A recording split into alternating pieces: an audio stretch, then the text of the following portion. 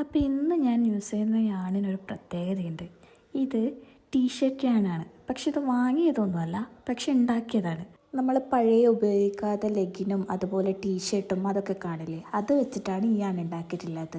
അതായത് നമ്മൾ മുഷിഞ്ഞിട്ട് കളയാറാക്കി വെച്ചിട്ടുണ്ടാവുക, അല്ലെങ്കിൽ ഓട്ടായിട്ടുള്ളത് അതുപോലത്തെ ലെഗിനൊക്കെ ഇപ്പോൾ പലരും ലെഗിൻ ഉപയോഗിക്കുന്നത് തന്നെ കുറവാണ്. അപ്പോൾ നമ്മുടെ പഴയ ലെഗിനൊക്കെ ഉണ്ടെങ്കിൽ നമുക്കിതുപോലെ ടീഷർട്ട് ആണാക്കിയിട്ട് അത് മാറ്റാൻ പറ്റും.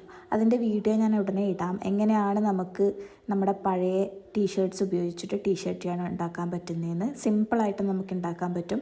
അപ്പോൾ ഇത് ഉപയോഗിച്ച് കഴിഞ്ഞിട്ട് നമുക്ക് നല്ല ബാസ്ക്കറ്റ് അതുപോലെ അങ്ങനെ കുറേ സാധനം, ബാഗ്സ്, എന്ത് വേണമെങ്കിൽ ഉണ്ടാക്കാൻ പറ്റും. ഇപ്പം ടീഷർട്ട് ഞാൻ ഉപയോഗിക്കുമ്പോൾ പ്രധാനമായിട്ട് ശ്രദ്ധിക്കേണ്ട കാര്യങ്ങളുണ്ട് കുറച്ച്, അത് ഞാൻ പറഞ്ഞുതരാം.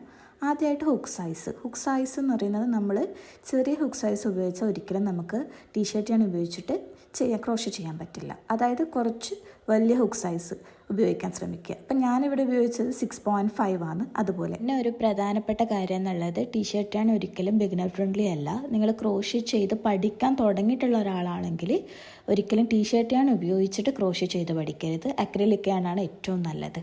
ഞാനിവിടെ ഒരു ബാസ്ക്കറ്റ് പോലത്തെ ഒരു സെറ്റപ്പാണ് ചെയ്ത് വെച്ചിട്ടുള്ളത്. അത് അതിൻ്റെ യാൺസൊക്കെ ഇട്ട് വയ്ക്കാൻ വേണ്ടിയിട്ട്. നിങ്ങൾക്കിത് ഇഷ്ടപ്പെട്ടിട്ടുണ്ടെങ്കിൽ ചാനൽ സബ്സ്ക്രൈബ് ചെയ്യണേ.